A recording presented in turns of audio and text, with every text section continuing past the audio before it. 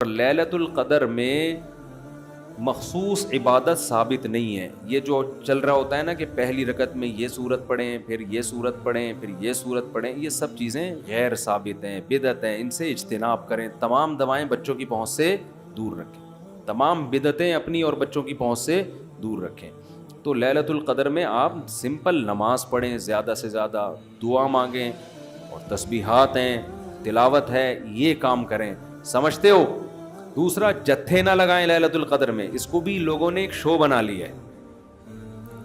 جتھے دوست احباب مسجدوں میں ٹوپیاں پہن کے جا رہے ہیں اور پھر بیٹھے ہوئے ہیں، گپے لگ رہی ہیں، ہاں ہلا گلا چل رہا ہے، پھر چلو جی جماعت سے نماز ہو رہی ہے. ٹھیک ہے، جماعت سے نماز بھی پڑھ سکتے ہیں، لیکن تراویح میں تو بڑی جماعتیں جائز ہیں. تو ثابت ہے خلفائے راشدین سے. تہجد میں بڑی جماعت ثابت نہیں ہے، لہذا یہ بھی بدعت ہے. تراویح بھی تو ثابت ہے نا، اس میں تو جتنے پوری مسجد بھر جائے. لیکن تہجد میں اس طرح تداعی کہ اتنے لوگوں کو اکٹھا کرنا کہ قاری صاحب تہجد پڑھا رہے ہیں، سب لوگ آ جاؤ، یہ نبی سے ثابت نہیں ہے. جب ثابت نہیں ہے تو جائز بھی نہیں ہے. تو اس لیے تہجد میں اگر کسی نے جماعت پڑھنی ہے، 2-3 سے زیادہ افراد کو اکٹھا بولو نہ کریں، تاکہ زیادہ تعداد نہ ہو جائے لوگوں کی. لیکن بہتر یہی ہے کہ اپنے طور پہ پڑھیں. تراویح ہو گئی جماعت کے ساتھ، باقی نوافل کیسے پڑھیں؟